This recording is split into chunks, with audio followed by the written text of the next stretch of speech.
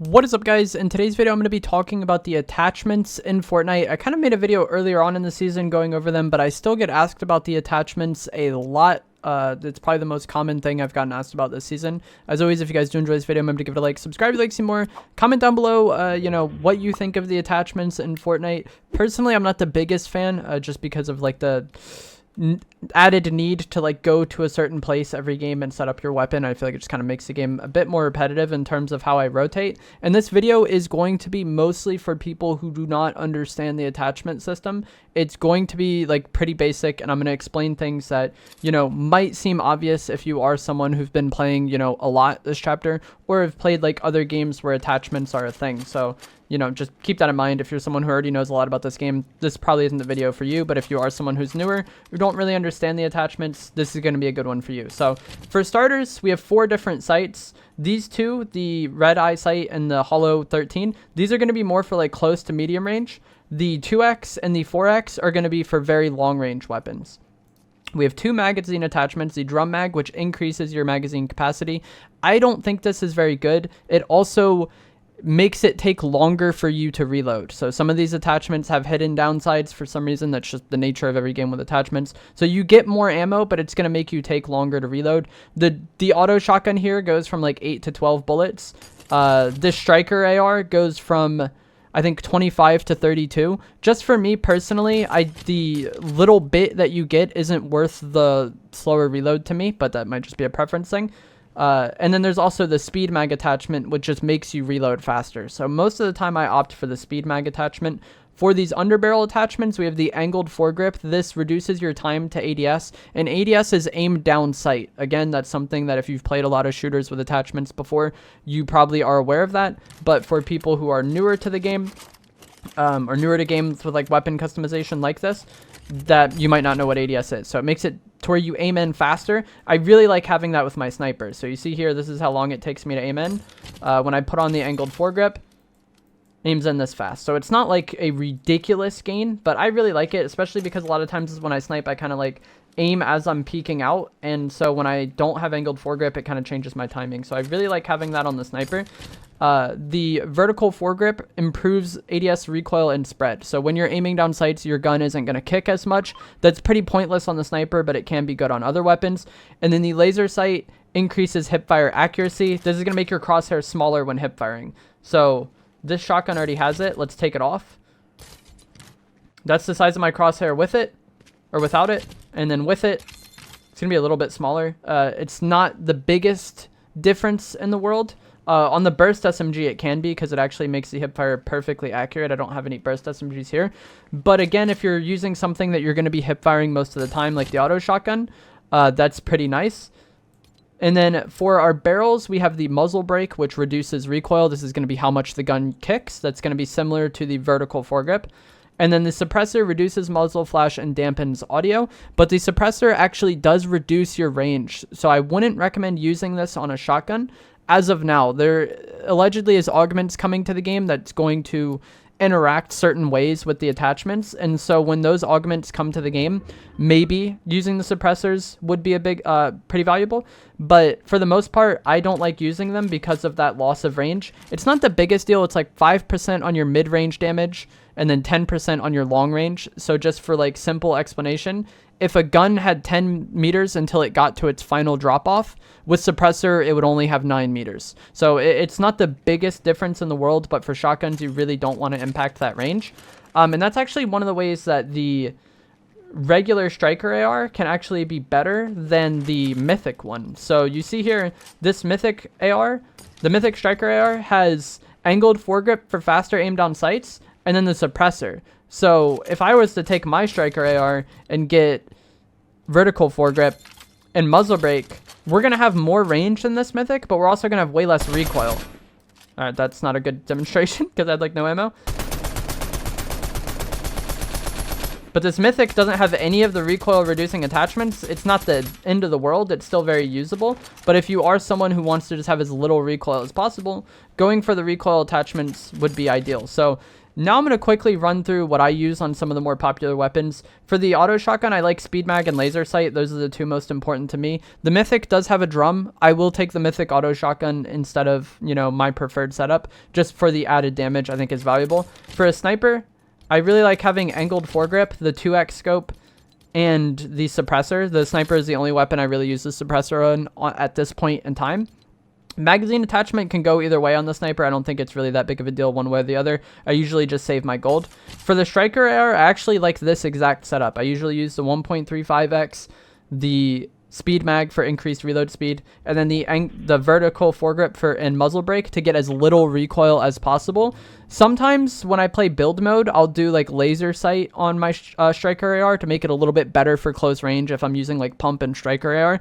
Sniper, that way I can have the striker AR be for like medium range and close range, but recently I think I preferred just the low recoil as possible setup for the striker AR, and this is probably the exact setup I would use on any assault rifle at this point in time. There may be, you know, changes to the attachments or new attachments coming in, but right now if I was going to use the striker AR, the Nemesis AR, or the Enforcer, I would run 1.35x speed mag, and then vertical foregrip and muzzle brake to get as little recoil as possible.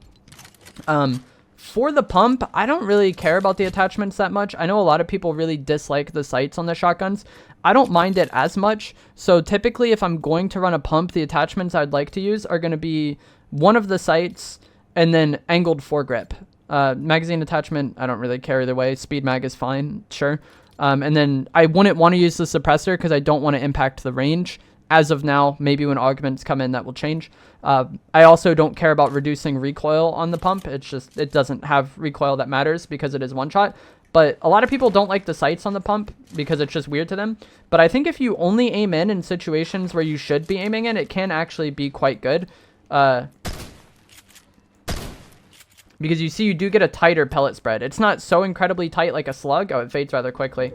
But, you do get a tighter pellet spread, and that typically will result in more damage. So if you only aim in situations where it's good to aim in, like maybe if you're behind cover and you have somebody pushing into you, or you're about to shoot somebody that doesn't know you're there, or, you know, kind of like jiggle peeking this corner, that would be fine. But like if me and the opponent were standing out in the open just trading damage, and you aim in, that's not good to do, but that's when the sight will really throw you off. So if you're disciplined, I think the sight on the pump can actually be quite good.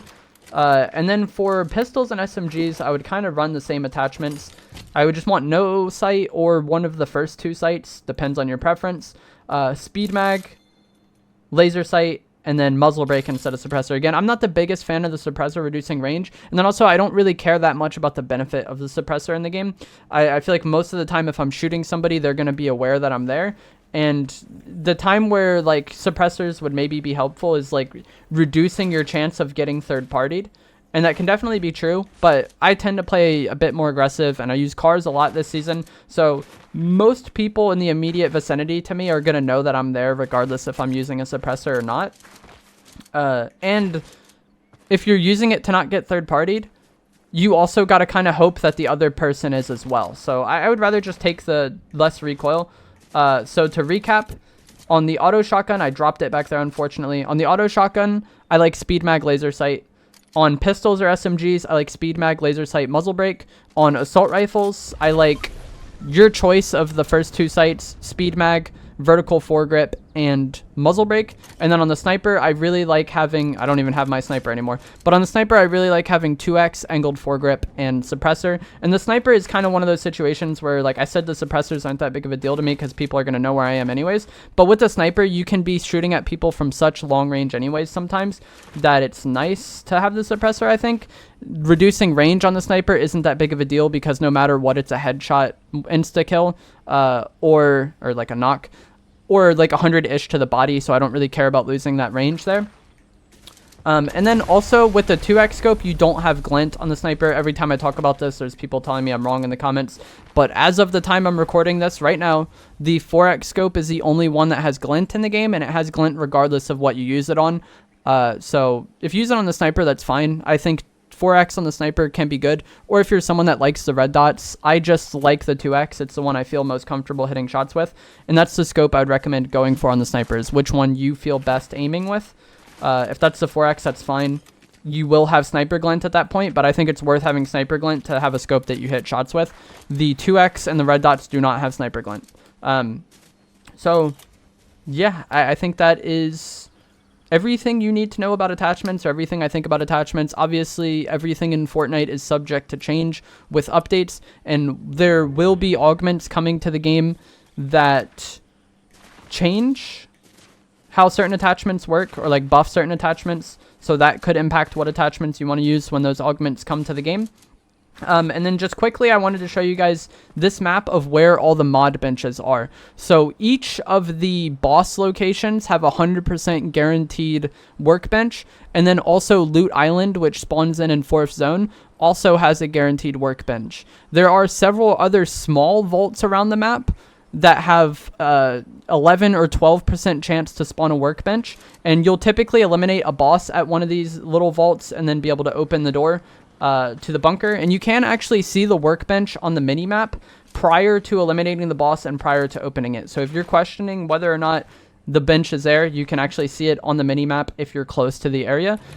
So if you have been able to get any of these mini benches or like mini vault benches in the past and you're wondering why it wasn't there all the time, it's because it is a very small chance to actually get those mini vaults. I'm actually going to go see if this one is here, this game, and kind of show you what it looks like eliminating the boss, and then I'll pick back up with you guys when we're there.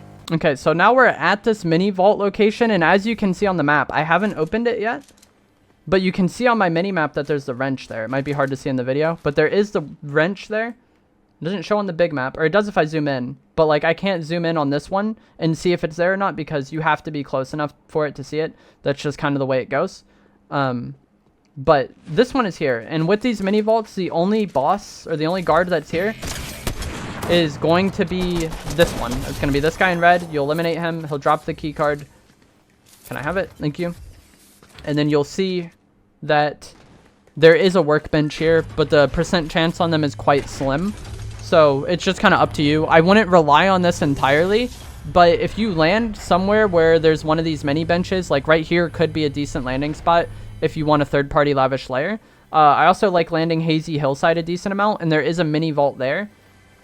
And there's times where I get the bench there, and it's just like great, because then I don't have to worry about getting attachments later on. I think if they increase the chances of these spawning, my enjoyment of the season would be quite higher. I really don't like feeling forced to go to certain areas to get attachments, especially when people are just playing ratty around the vaults. But this is what the like bench will look like when it's in the mini vault.